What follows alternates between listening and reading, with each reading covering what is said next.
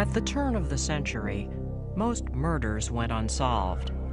The dead took their secrets with them to the grave.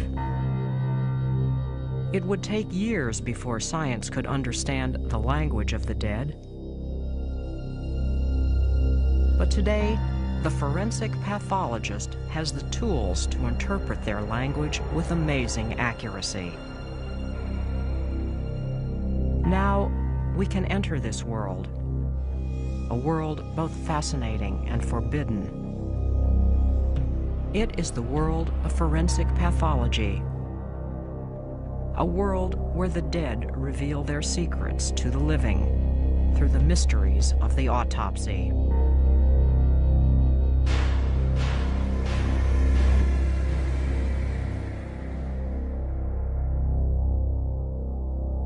The following film is based on the case files of medical examiners throughout the country. These are the stories behind some of their most provocative cases.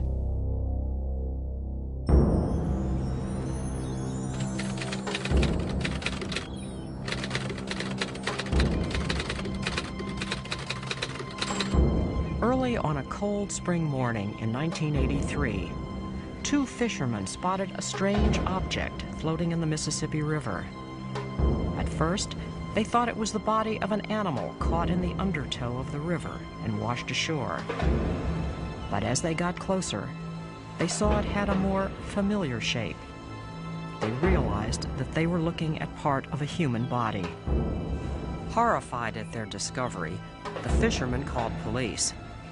Lieutenant Ted Carroll was the first to arrive. I proceeded to the scene. The torso was still in the river at this point. With a boat, we got the torso over to the bank and out of the water.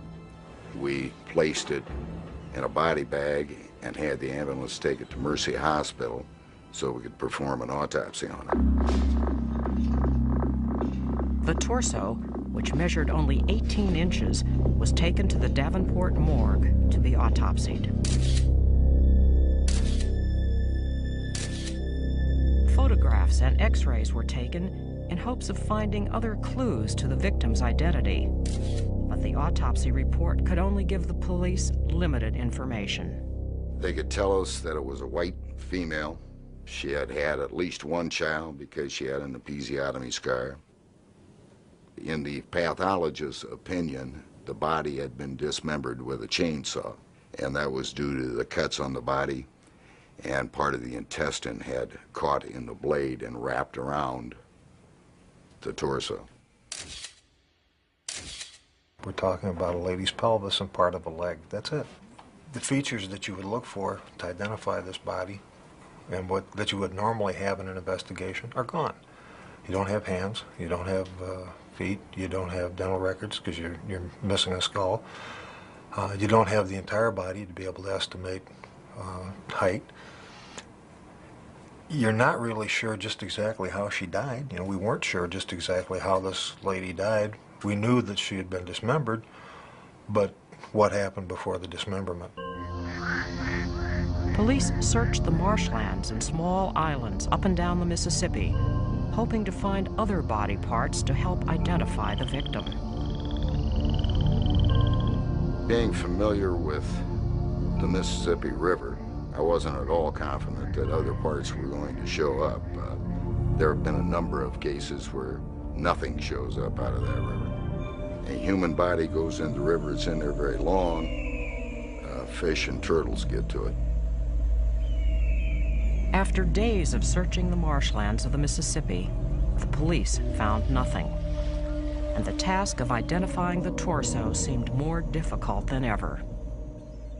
As the news grew on what we found, we started getting reports from further and further away, inquiries as to could this be their missing lady from other jurisdictions.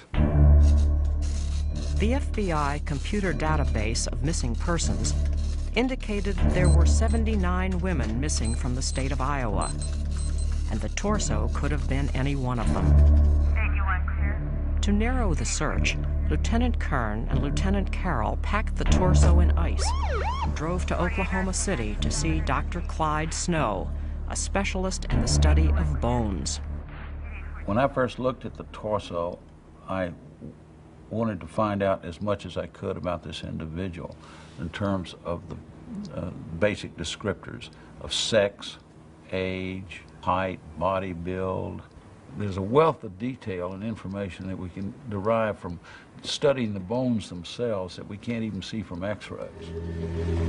Dr. Snow proceeded to deflesh the torso by soaking it in a concentration of hydrogen peroxide. After 10 hours, what remained were just the pelvic bones and the upper femurs. From these few bones, Dr. Snow began to build a portrait of the missing woman. One of the best indicators of age in adults is this pubic symphysis, which is the joint that's made where the two hip bones come together in front in the pelvis. And the surface of that joint undergoes some pretty regular changes with age, and by looking at those features, we can generally estimate age within plus or minus 5 to 10 years. Dr. Snow used the fragmented thigh bone to determine the victim's height. Now, in this case, it was complicated by the fact that we didn't have the complete bones. We only had portions of these upper femurs, but we still have formulas that enable us to get fairly reasonable height estimates, even from fragments.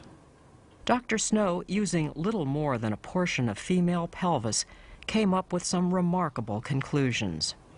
Basically, based on my examination, I could say that this person was a white female who was about 28 to 40 years of age at the time of her death.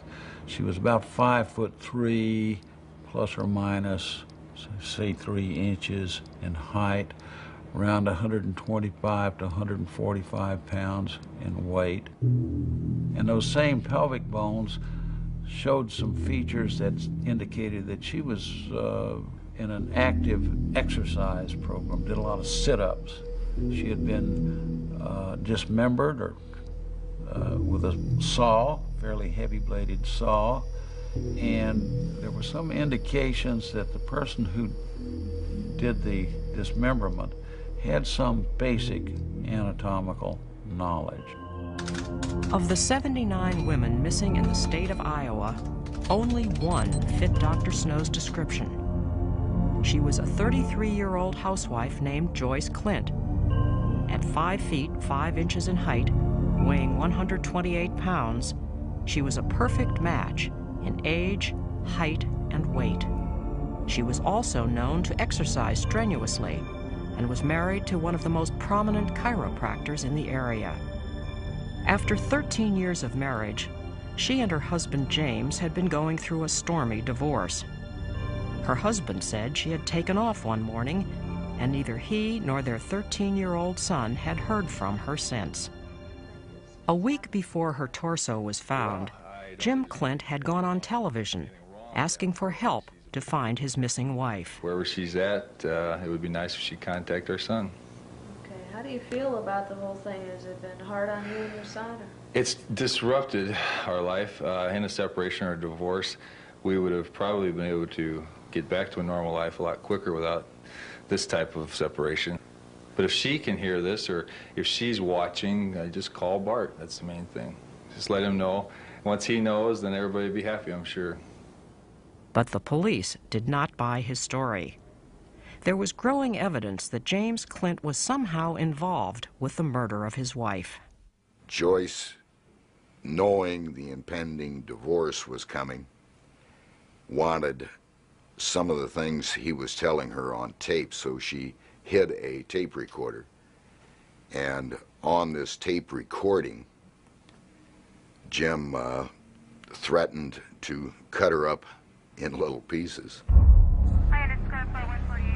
On March 28, 1984, 1 year after the discovery of the torso, Jim Clint was arrested for the murder of his wife. At his trial, the jury, as well as Jim Clint, listened to the tape his wife had made just a day before she had disappeared.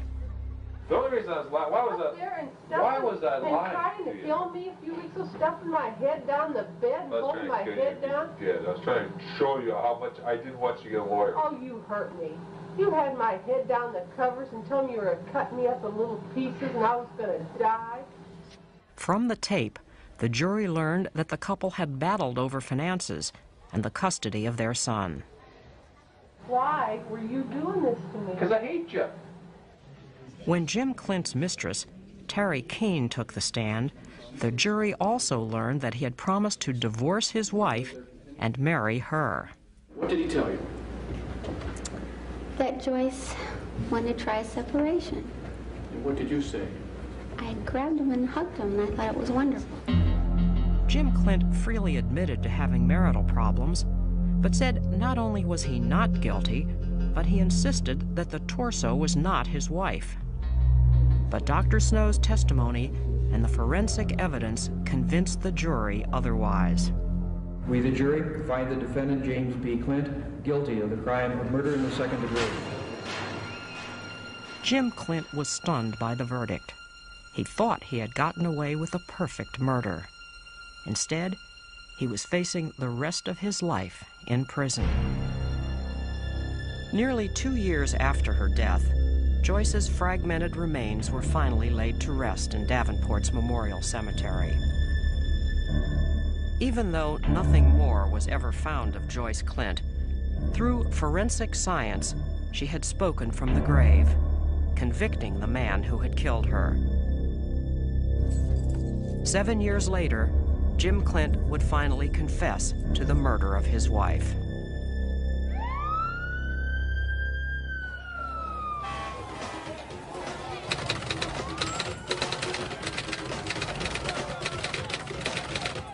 In 1985, on a sweltering summer day in New York, police were called to an apartment house to investigate a homicide. As they walked into the disheveled apartment, they were confronted with the unmistakable smell of death. The vile odor led them to the bathroom, where they saw a tub filled with water, crawling with maggots. Underneath the maggots, they could just make out all that was left of the woman who had lived there. Police called forensic pathologist Dr. Michael Baden. When I walked into the bathroom, it was stifling hot, a strong odor of decomposition and ammonia, and there were flies all over the place, and a skeletonized body in the bathtub with thousands of maggots on the surface of the water. There was no tissue to do toxicology. So what I did is I took a jar and gathered in a lot of the maggots from the bathtub that had been feeding on this woman.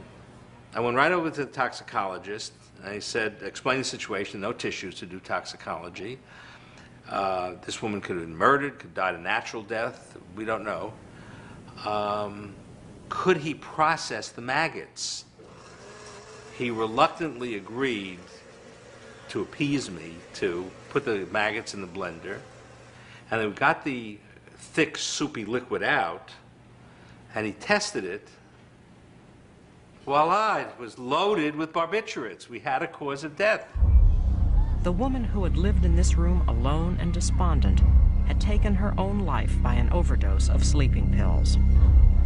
Police said later, if it hadn't been for the maggots, the case would never have been solved. Like most normal people, I was disgusted by maggots when I first started as a medical examiner.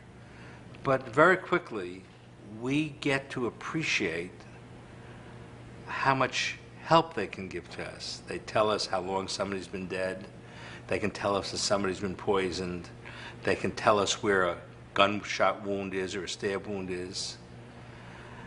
They're the last witnesses to death.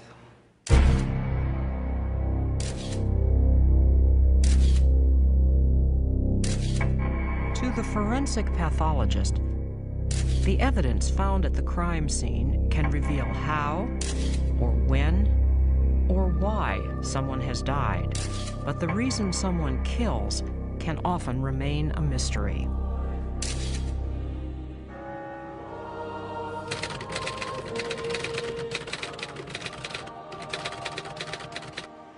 On April 11th, 1977, in a small church in El Dorado, Illinois, funeral services were held for a 21-year-old boy named Mark Cavanis. The people in town who had watched young Mark grow up were now stunned by the violence of his death. Just 2 days before, Mark's body, partially devoured by animals, was found on his father's farm. When I arrived at the scene, the only remaining parts from the body was from mid-thigh down. The rest of the body parts had been removed by various animals and varmints and so forth that had been in the area. The body was in such bad condition that the only thing the police could determine was that Mark had been shot through the heart.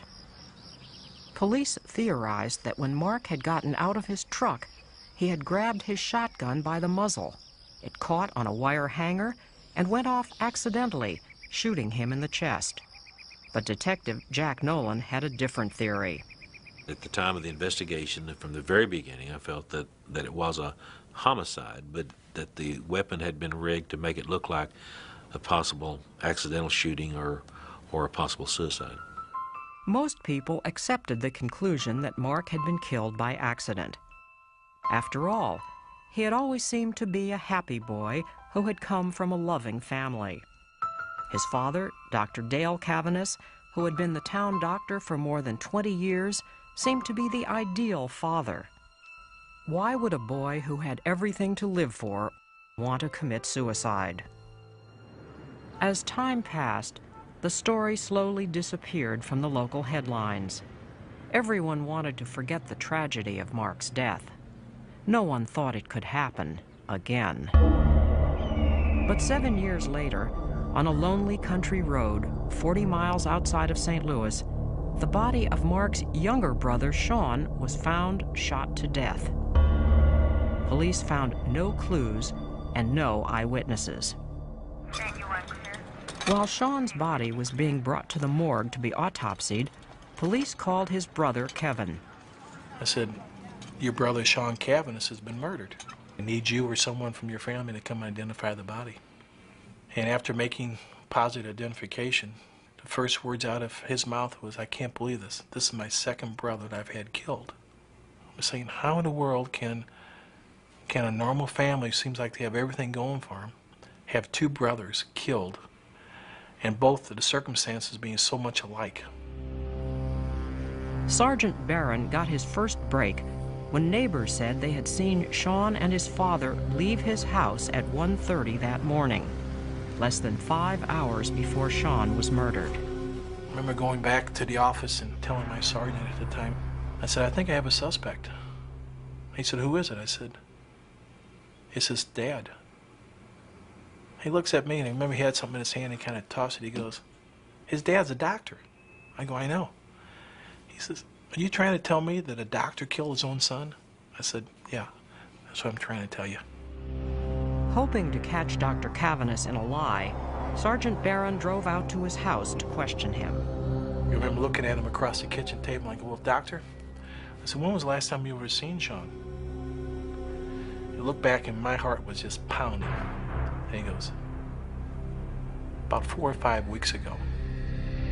Sergeant Barron told Dr. Cavanis that he knew his story was a lie, and he had eyewitnesses to prove it. I said, "There's only 2 people who know really what happened that night." I said, "Sean can't tell me, but you can." Finally, after about 2 hours and 25 minutes, he says, "All right, you're right. I was in St. Louis that night, and I did see Sean, but I didn't kill him."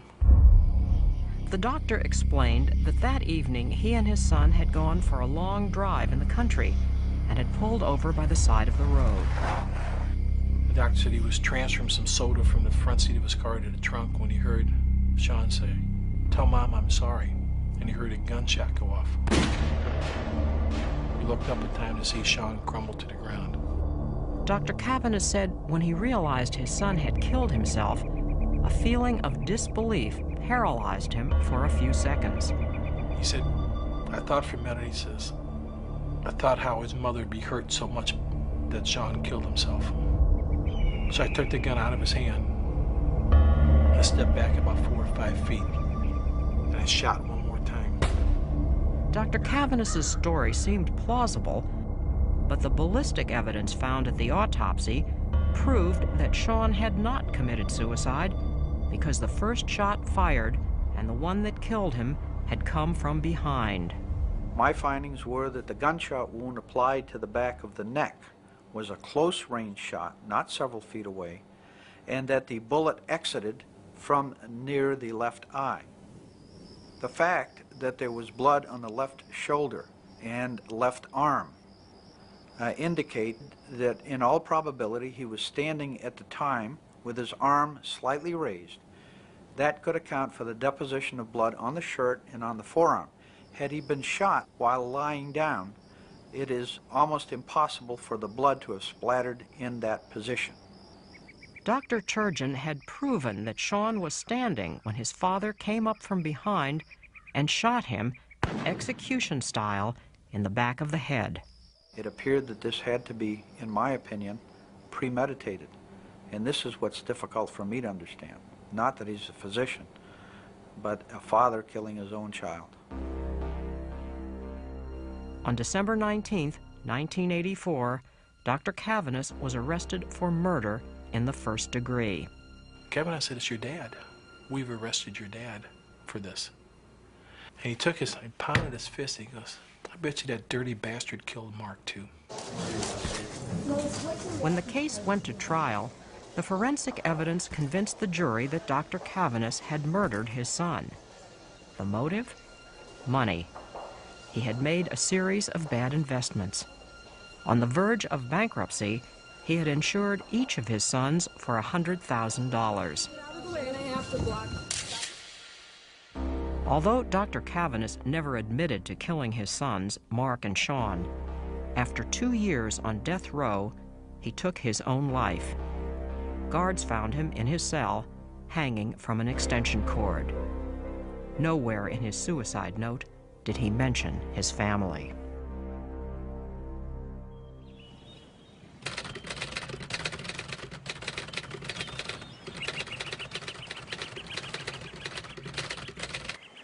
The marshlands off the New Jersey shore are dense with reeds that often contain unexpected surprises. It was here that a man was searching for driftwood when he came upon an old plastic bag that contained what looked like animal bones. The skull and feet were missing. Only the rib cage had remained intact. The police come, take the bag, and they bring it over to the local veterinarian thinking they're animal bones. The veterinarian opens it up, looks at the bones, and says, "Hey, wait a second. These aren't animal bones, these are human bones." So police gather it together, and next stop is the medical examiner's office. The medical examiner, Dr. Geeta Natarajan, looks at them and confirms that they're human bones, and she's able to tell that they're bones from a young woman who's probably been dead for a year or two, and notices the edges of the long bones aren't broken, but they've been cut through by a saw. And from her experience and the marks, the tool marks on the edges of the bones, determines that's a hacksaw that's been used to cut through the bones. So she advised the police, we might have a homicide on our hands.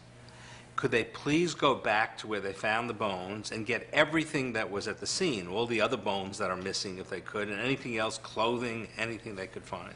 So a couple days later, the police come back with a couple of big bags of materials that they found at the scene, branches and leaves and a few bones. And they said, "Doc, we even found some jellyfish." First, she's able to determine that the jellyfish aren't jellyfish, but are 2 plastic breast implants, which she cleans off and finds these are all numbered by the manufacturer. The police were able to trace back the implant number to a woman named Karen Carter.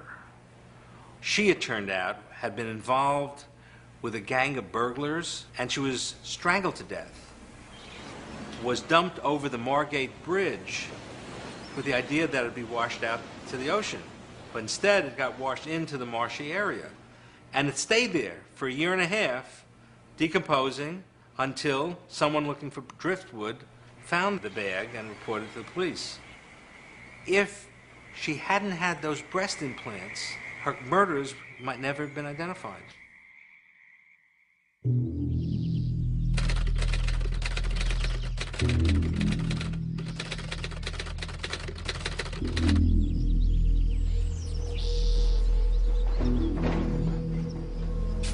On a warm summer's day in 1987, police were ordered to exhume 10 bodies from various cemeteries throughout Cincinnati.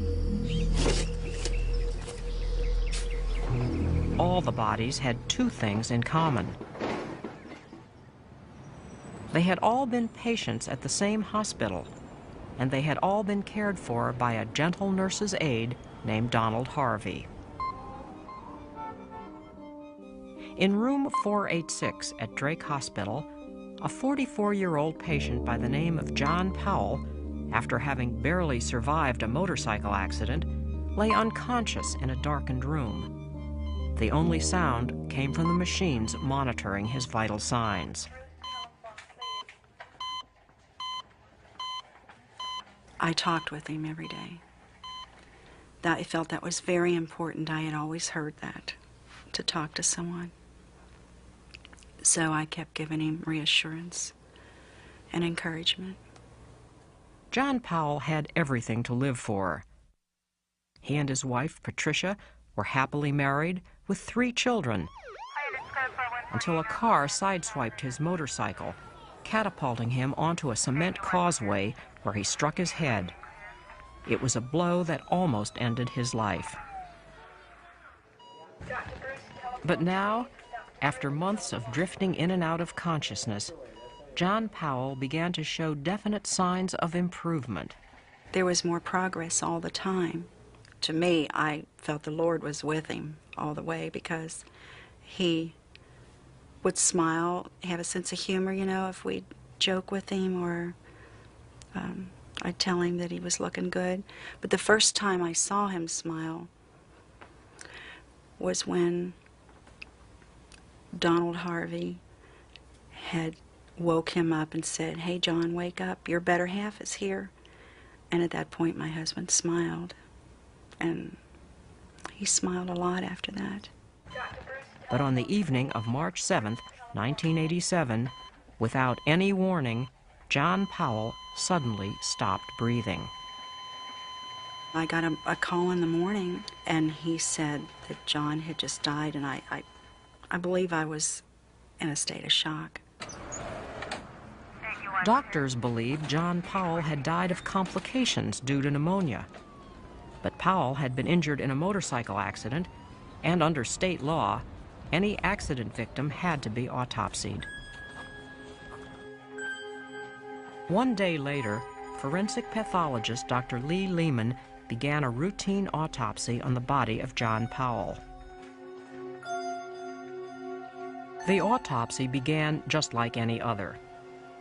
The body was examined for any unnatural markings. Samples of the blood were taken. The organs were weighed and measured. Near the end of the autopsy, Dr. Lehman opened the stomach.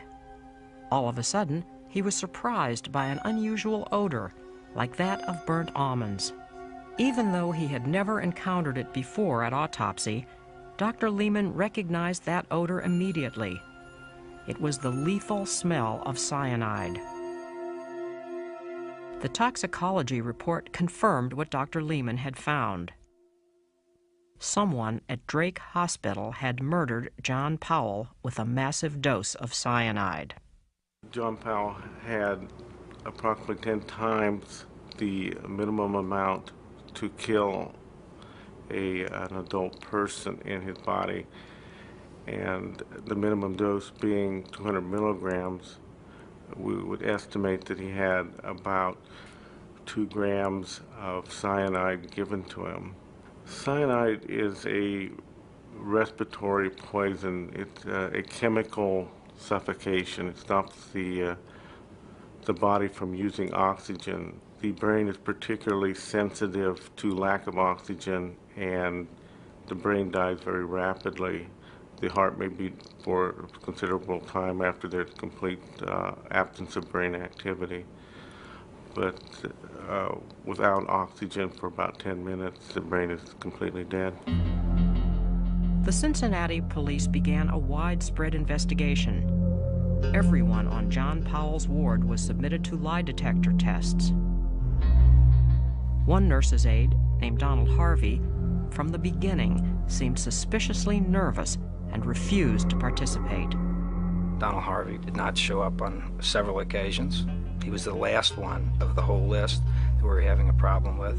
We felt at that time he was a little bit more eccentric than some of the other people that we had talked to. The more we talked to him, my partner and I felt that Donald was hiding something from us. After 8 hours of intense questioning, Harvey finally confessed to the murder of John Powell. I just took a little tube of cyanide and put it in his toothpick bag. The amount that you put in would be a lethal dose? It was enough to kill an army. The next morning, Harvey was taken to the detention center of Cincinnati to await his trial for the murder of John Powell. The case seemed to be closed, but that wasn't the end of the story. His attorney came into the office, into the prosecutor's office, and said, "My client killed a lot of people at Drake Hospital and is willing to confess to all he has done, all the people he has killed, but you cannot seek the death penalty." The next morning, Donald Harvey began a series of confessions to law enforcement officials. It was a terrifying look into the mind of a psychopath. Just took a coat hanger, straightened it out, put it in the catheter, and put it up inside of his penis and through his bladder. I pushed the catheter in, and when I pushed the catheter in, there was blood, come out through the catheter. And he sat up on the bed, and at the time he sat up on the bed, he vomited blood down my back onto my shoes, and he was gone. I carried him in, and I hooked him up to an empty tank, and he was pronounced dead. After 13 long hours of confession, Harvey's death list had reached the incredible number of 39 victims. Donald Harvey was delving into what I would term torture and murder. He never was seen by anyone doing anything. And he used poison almost always, which was untraceable. So when you have that set of factors along with his compulsion, it's obviously a deadly combination, but it's an effective one for a serial killer because he can stay undetected for a long period of time and continue to kill. Donald Harvey, the man police call the Angel of Death, was given 28 life sentences. No one knows exactly how many people Harvey killed, but estimates run as high as 57, making him one of the most deadly serial killers who has ever lived.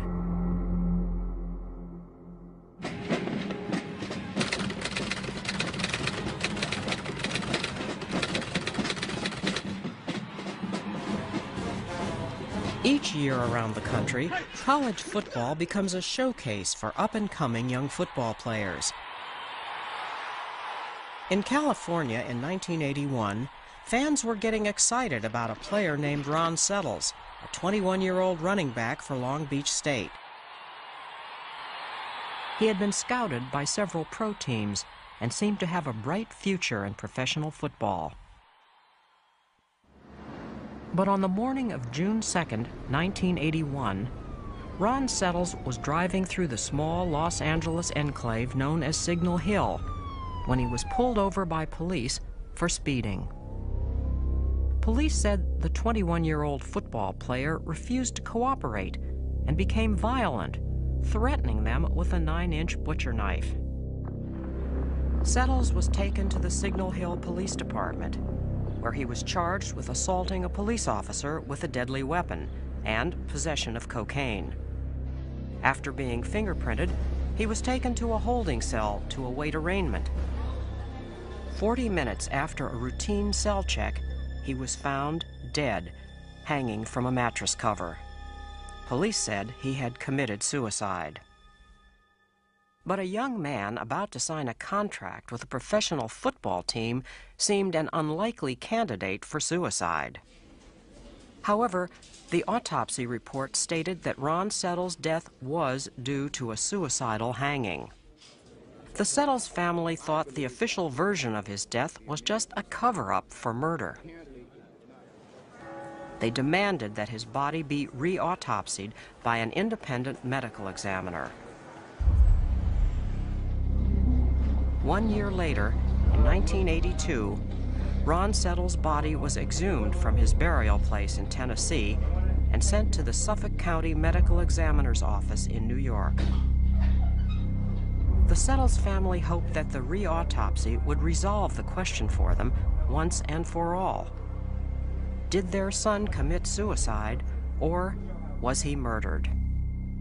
When we autopsied the body, there was no furrow and no groove around the neck as I would expect to be present in somebody who'd been hanging for the length of time that it takes rigor mortis to be found, as was found here. What I did find were things that you usually don't find in hangings, but you do find in chokeholds. Little red punctate hemorrhages in the whites of the eye, small bruise on the skin on the outside, and a lot more hemorrhages underneath the skin and around the voice box, and especially one in the back of the esophagus. Dr. Bodden had come to the conclusion that Ron Settles had died as a result of a chokehold, one that is used by many police departments to subdue violent prisoners.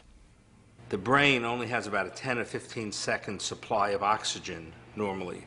So if the carotid arteries are both squeezed at the same time, a violent person will pass out within 10 or 15 seconds as soon as the oxygen in the brain is used up. And so this is a way of controlling somebody very rapidly. Now the problem with that is, if the pressure is left on too long, the brain is very sensitive to lack of oxygen, and within 30 seconds or a minute, there can be permanent brain damage and even death. And in this instance, in my opinion, I think the overwhelming evidence here is that it was not suicidal hanging. In 1981, a coroner's inquest had been held at the Superior Court of California. We find this death to have been at the hands of another. The jury found that Ron Settles had not committed suicide, but in their words, he had died at the hands of another, other than by accident. Although the city of Signal Hill settled the family's civil lawsuit for $1 million, no one was ever brought to trial for the death of Ron Settles.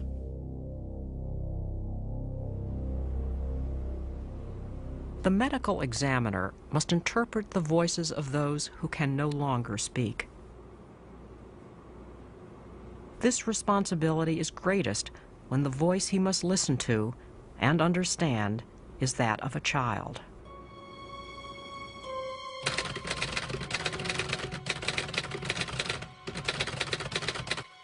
Lois Juergens was an attractive 34-year-old housewife who had come from a large family of 16 brothers and sisters. But she and her husband, Harold, had tried, without success, to have children of their own. Finally, after 16 frustrating years, they adopted a little boy they named Robert. 3 years later, they adopted a second child they named Dennis. For 2.5 years, Dennis and Robert were as close as any brothers could be, but their lives soon took a tragic turn. On a stormy night in 1965, something suddenly awoke 5-year-old Robert Juergens. I remember waking up, hearing loud screams. I went to Dennis's bedroom. I saw Lois picking Dennis up out of his crib. She kept yelling his name, Dennis, Dennis, Dennis. His arms were limp, like a dish towel. He was just swaggering, his arms and his legs. and something was wrong, and his head was moving back and forth, uncontrollable. 2 days later, 3.5-year-old Dennis Juergens was laid to rest. The official explanation was that Dennis had been injured in a fall and had died of peritonitis, an infection of the lower bowel. For 15 years, little Dennis lay in St. Mary's Cemetery, the cause of his death unquestioned, until his biological mother decided to search for her son. 15 years before, Jerry Sherwood had become pregnant with Dennis while she was a teenager living in a home for delinquent girls. Being a ward of the state, she was forced to give up her son for adoption. Even though Jerry Sherwood eventually married and had 4 more children, she never forgot the baby that the state had taken away from her. I called Scott County Welfare Department. Approximately 6 weeks later, I get a letter in the mail. Sorry to inform you, Dennis Craig Juergens died April 11th of 1965 of peritonitis.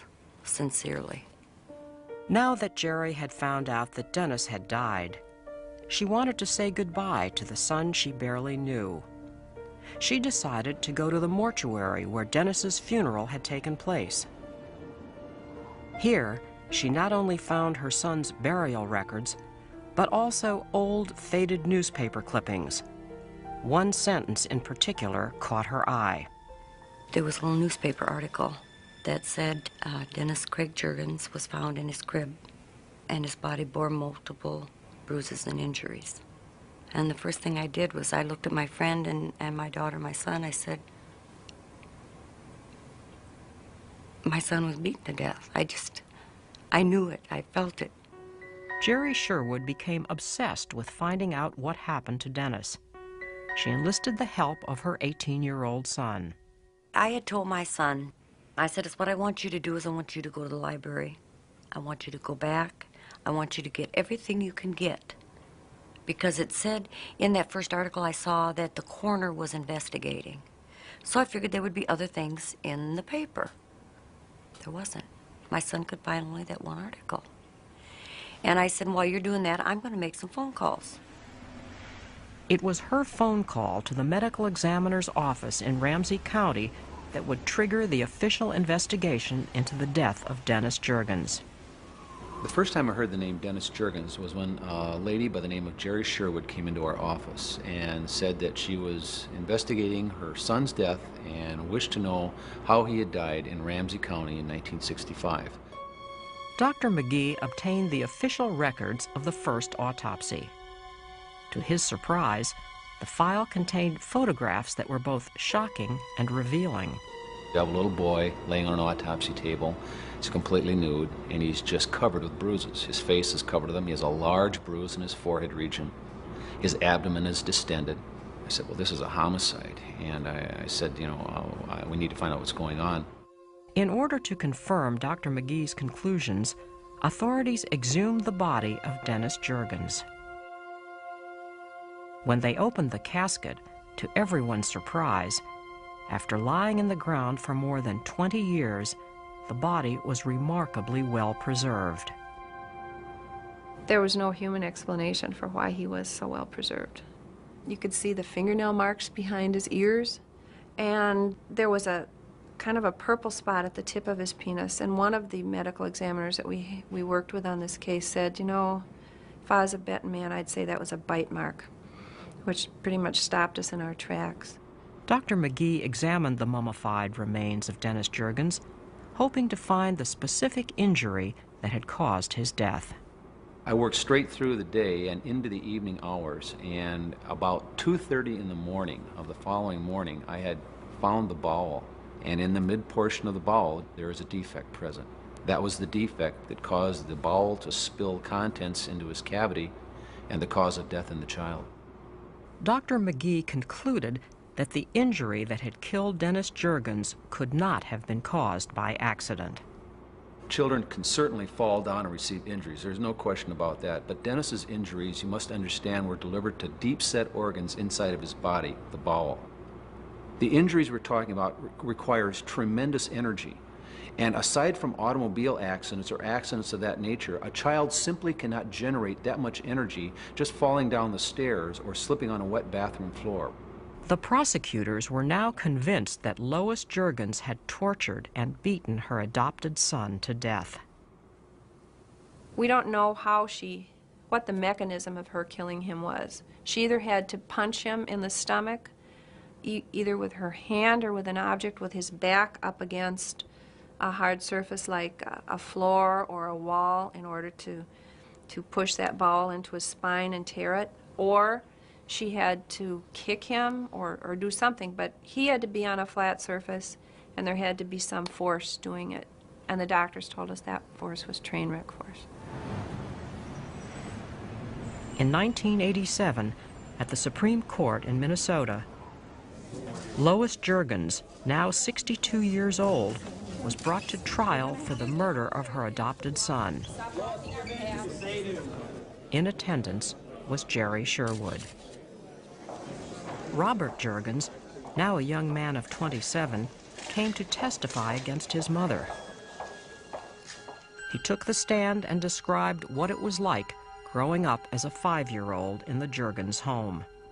She'd pull your ears, she'd whip you with a belt or a cedar board, and on one occasion that I recall, her grabbing Dennis by the back of the ears and forcefully submerged his head under the water.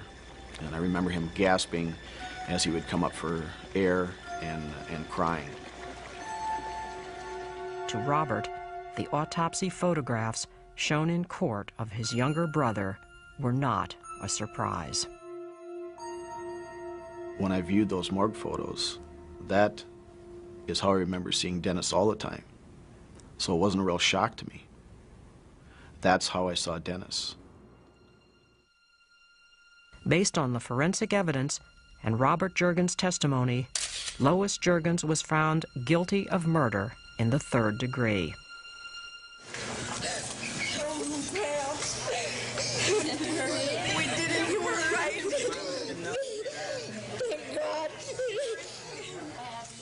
For Jerry Sherwood, her 6-year search for justice was finally over.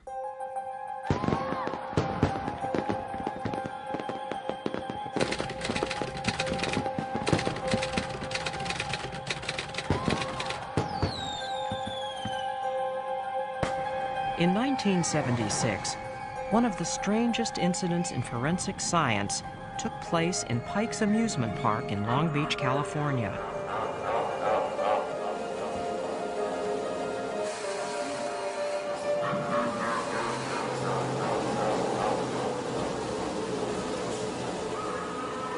A film crew who had come to shoot a film in a funhouse soon discovered that one of the exhibits was not what it seemed to be. They had come across a thin figure hanging from a rope. When a crew member tried to move it, the mannequin's arm came off in his hands. Sticking out of the elbow was a human bone. When the pathologist unclothed the mummy, he found a figure covered in wax and red paint. It was as hard as stone, so petrified that the pathologist needed a chisel to cut through it. By the end of the autopsy, there was no doubt. The mummy hanging in the funhouse was a human being. Historians believed that the mummy was an outlaw named Elmer McCurdy, shot in a gunfight in 1911. Using a technique called medial superimposition, scientists compared his picture taken at the time of his death and the skull of the funhouse mummy. They matched perfectly. After 60 years, Elmer McCurdy was no longer just an anonymous sideshow attraction in a house of horrors. Forensic science had given him a name and a face. Over 7,000 miles away, another, more ancient human being was found buried beneath the earth. From his blackened bones, forensic scientists could tell a great deal about the boy king, whose history was clouded by myth. By examining his wisdom teeth, they could determine that he had died at the age of 18, probably as a result of a blow to the back of his head. Blood tests linked him to the royal family of Egypt. Forensic scientists reconstructed the mummy's face. Slowly, the face of a man who had lived 3,000 years ago emerged. And we could look into the eyes of the 18-year-old boy king, Tutankhamun. Through forensic science, an ancient king and a notorious outlaw had both told their stories.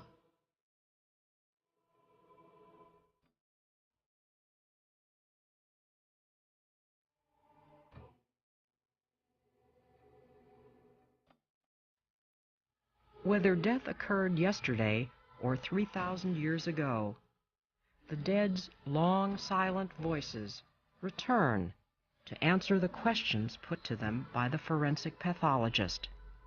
For him, death is not the end of the story, but just the beginning.